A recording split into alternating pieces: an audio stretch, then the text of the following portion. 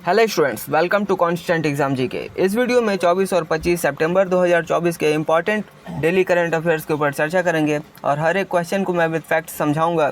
तो वीडियो को अंत तक आप जरूर देखिएगा, क्योंकि ये सारे के सारे सेलेक्टिव क्वेश्चंस हैं आपके एग्जाम पॉइंट ऑफ व्यू से, और हर एक कॉम्पिटिटिव एग्जाम्स के लिए करंट अफेयर्स की टॉपिक बहुत ही इंपॉर्टेंट होती है। और अगर आप हमारे चैनल पर नए हैं तो हमारे चैनल को भी जरूर सब्सक्राइब कर लीजिएगा, क्योंकि आप कॉम्पिटिटिव एग्जाम्स की तैयारी कर रहे हैं और इसी टॉपिक से काफ़ी क्वेश्चन बनते हैं, तो आपके लिए ये काफ़ी इंपॉर्टेंट हो जाता है। तो चलिए बिना टाइम वेस्ट किए वीडियो करते हैं स्टार्ट। पहला क्वेश्चन है, टाइफून यागी से प्रभावित देशों को मानवीय राहत प्रदान करने के लिए भारत सरकार द्वारा शुरू किए गए अभियान का नाम क्या है? ऑपरेशन सद्भाव। Option 1 is the right answer. Operation सद्भाव भारत सरकार द्वारा शुरू किया गया एक मानवीय राहत अभियान है, जिसका उद्देश्य वियतनाम, लाओस और म्यांमार सहित टाइफून यागी से प्रभावित देशों को सहायता प्रदान कर और यह अभियान भारत की एक्ट ईस्ट पॉलिसी के अनुरूप आसियान क्षेत्र में मानवीय सहायता और आपदा राहत में योगदान देने के व्यापक प्रयास का एक हिस्सा है। नेक्स्ट, कलवरी पनडुब्बी एस्केप प्रशिक्षण सुविधा कहाँ स्थापित की गई है? विशाखापत्तनम में। Kalvari submarine escape training facility, जिसे विनेत्रा के नाम से भी जाना जाता है, इसको वाइस एडमिरल राजेश पेढ़ारकर द्वारा flag officer commanding in chief पूर्वी नौसेना कमान द्वारा विशाखापट्टनम में INS सतवाहन में कमीशन किया गया है। और यह विशाखापट्टनम पूर्वी नौसेना कमान का एक घर है, जो कि भारतीय नौसेना के 3 कमांड स्तरीय संरचनाओं में से एक है, और यह शहर नौसेना डॉकयार्ड सहित प्रमुख नौसेना प्रतिष्ठानों की मेजबानी भी करता है। चौथा, री इन्वेस्ट शिखर सम्मेलन किस राज्य में स्थापित आयोजित किया गया है और प्रधानमंत्रियों द्वारा इसका उद्घाटन किया गया? गुजरात में। गुजरात के गांधीनगर में यह चौथा री इन्वेस्ट शिखर सम्मेलन आयोजित किया गया है, जो भारत की अक्षय ऊर्जा यात्रा में एक महत्वपूर्ण मील का पत्थर साबित हुआ है। प्रधानमंत्री के उद्घाटन ने हरित भविष्य के प्रति भारत की प्रतिबद्धता को उजागर किया है, क्योंकि यह पेरिस जलवायु लक्ष्यों का पूरा करने वाला पहला G20 राष्ट्र है, और शिखर सम्मेलन में अक्षय ऊर्जा में नवाचारों को प्रदर्शित किया गया है। भारत ने G20 कृषि मंत्री स्तरीय बैठक कहाँ भाग लिया है? ब्राज़ील में। भारत ने 12 से 13 सितंबर 2024 को ब्राज़ील के कुइआबा में आयोजित जो कि G20 सम्मेलन आयोजित किया गया था, उसमें कृषि मंत्री स्तरीय बैठक में भाग लिया था।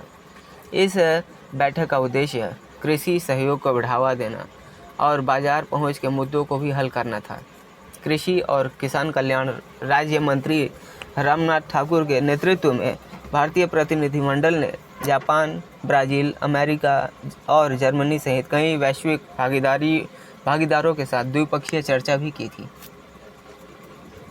किस बैंक ने 600 से अधिक अंतर्राष्ट्रीय विश्वविद्यालयों को ट्यूशन शुल्क भुगतान की सुविधा के लिए वैश्विक शिक्षा भुगतान सेवा की शुरू की? HSBC इंडिया ने एक वैश्विक शिक्षा भुगतान सेवा शुरू की है, जो छात्रों और अभिभावकों को 600 से अधिक अंतर्राष्ट्रीय विश्वविद्यालयों और कॉलेजों में सीधे ट्यूशन फीस का भुगतान करने की सुविधा देती है।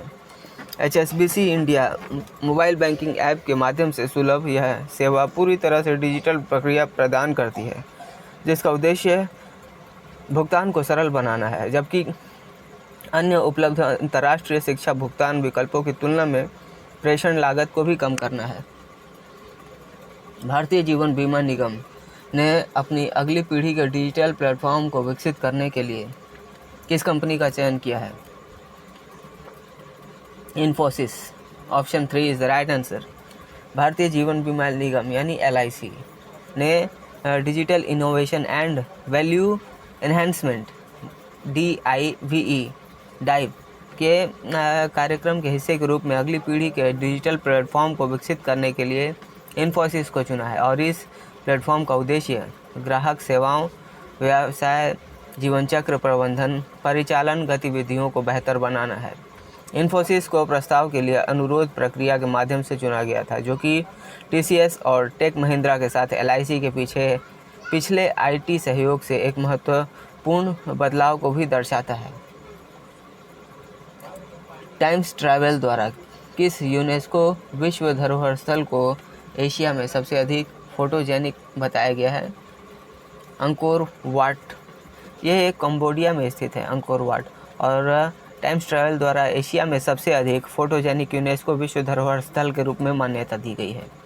यह सम्मान मंदिर के आश्चर्यजनक दृश्य आकर्षण को उजागर करता है, जो इसे ताजमहल, चीन की महान दीवार और पेट्रो जैसे अन्य उल्लेखनीय स्थलों से आगे रखता है। अंकोर वाट ये पुरातत्व पार्क के भीतर एक महत्वपूर्ण ऐतिहासिक स्थल भी है। नव लॉन्च की गई नमो भारत रैपिड रेल, जिसे वंदे मेट्रो के नाम से भी जाना जाता है, इससे कौन से शहर जुड़े हुए हैं? अहमदाबाद और भुज। प्रधानमंत्री नरेंद्र मोदी ने 16 सितंबर को इसी महीने 2024 को नमो भारत रैपिड रेल का उद्घाटन किया था, जिसे वंदे मेट्रो नाम से भी जाना जाता है।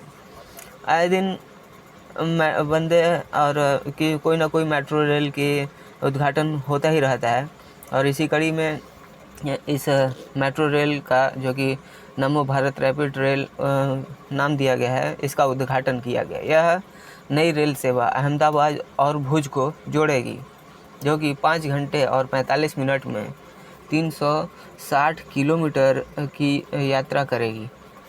और यह ट्रेन 110 किलोमीटर प्रति घंटा की स्पीड से चलती है और मार्ग में 9 स्टेशनों पर रुकती है। नेक्स्ट क्वेश्चन, आगामी विधानसभा चुनावों में मतदाता भागीदार को प्रोत्साहित करने के लिए किस क्षेत्र में थीम गीत वोट का त्यौहार लॉन्च किया गया है? जम्मू और कश्मीर में।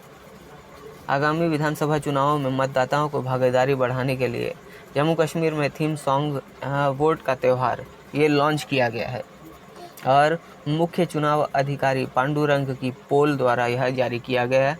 इस गाने का उद्देश्य है केंद्र शासित प्रदेश जम्मू कश्मीर में मतदाताओं को प्रेरित करना, और चुनाव 18 सितंबर 2024 को जम्मू कश्मीर दोनों संभागों के 7 जिलों में शुरू होने वाला है, और यह पहल मतदान के महत्व को भी प्रकाश डालती है।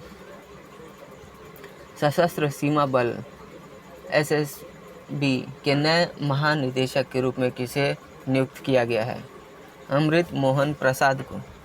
ओडिशा कैडर के वरिष्ठ आईपीएस अधिकारी हैं अमृत मोहन प्रसाद, और सशस्त्र सीमा बल के महानिदेशक नियुक्त हुए हैं। वे दलजीत सिंह चौधरी का स्थान लेंगे। इस तरह के जो भी क्वेश्चन बनते हैं उसमें बहुत ही इम्पॉर्टेंट हो जाता है कि अगर किसी की नियुक्ति होती है तो किसके स्थान पे होती है।